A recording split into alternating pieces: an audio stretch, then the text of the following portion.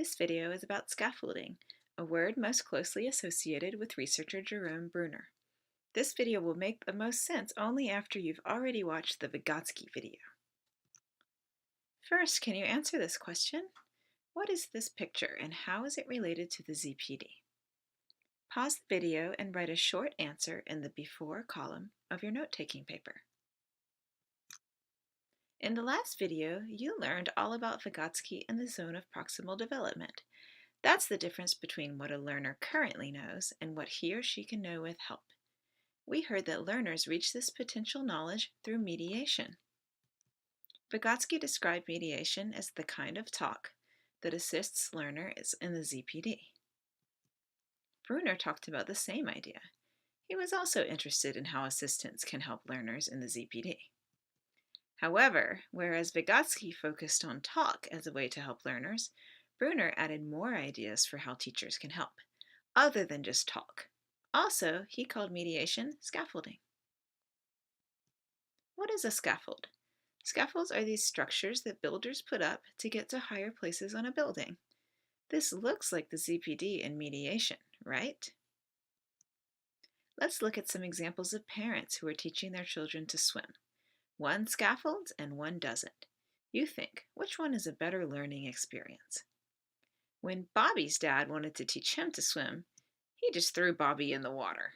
He thought this was the fastest and the easiest way to get Bobby to swim, and he didn't have a lot of time to teach him. Susie's mom, however, took a different approach. First, she put a special floating vest on Susie. Then, when Susie was comfortable, she took away the vest and gave Susie a floating noodle, this pink thing. The noodle provides a little less support, so Susie has to use more muscles and balance. Finally, her mom took away all of the equipment and stood next to Susie as Susie swam by herself for the first time. Now, which child will have a more positive association with swimming? Which will be more likely to enjoy swimming? And which will have greater confidence as a swimmer? I think it's Susie. Let's look at it in Vygotsky's terms. Bobby is probably in the frustration zone. His dad is asking him to do something way beyond his ZPD, and this creates anxiety and fear. Susie's mom, however, broke up the task into chunks. Then, little by little, she took away the scaffolding until Susie could be independent. When you take away the scaffolding, we call it fading. And we want to do this when the students can do the task independently. Let's look at how a Japanese high school teacher could scaffold for an introduction speech assignment. Here are two junior high teachers who are introducing a speech. Teacher A tells her students, "You have a speech next week. You have to introduce yourself in the speech. Be ready." That's all Teacher A says. It's like she's throwing them into the water with no support. Do you think the students will learn a lot? Do you think their speeches will be excellent? Do you think their English will be excellent? I don't.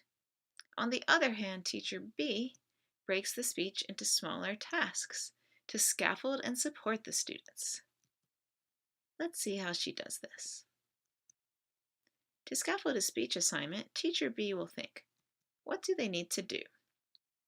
If they're doing an introduction speech, what kinds of things do they need to introduce? Family, hobbies? Next, how can I break the speech planning process into smaller parts?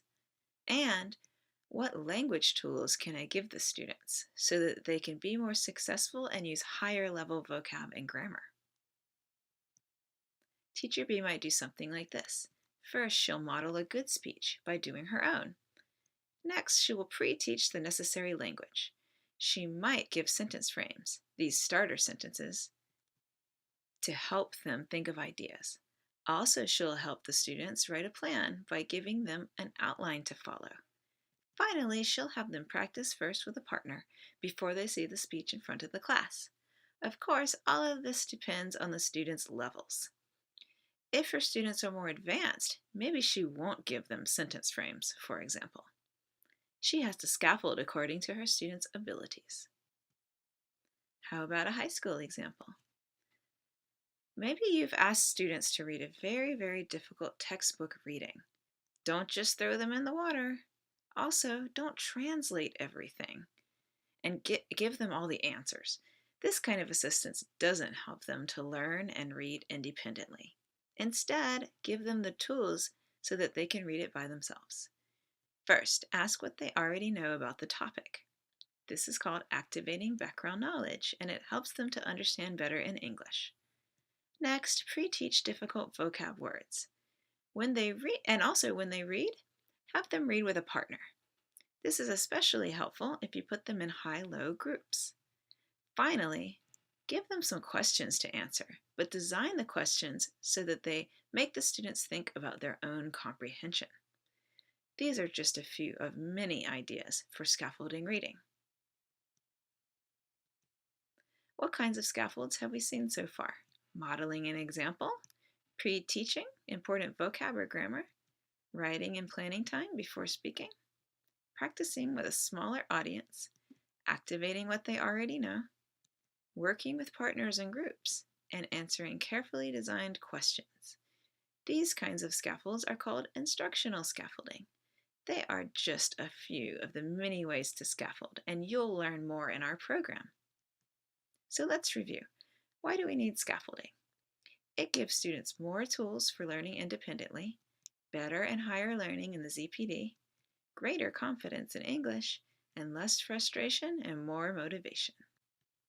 Now let's revisit this question. Write a new answer in the after column of your note-taking paper. In your answer, try to use the term instructional scaffolding.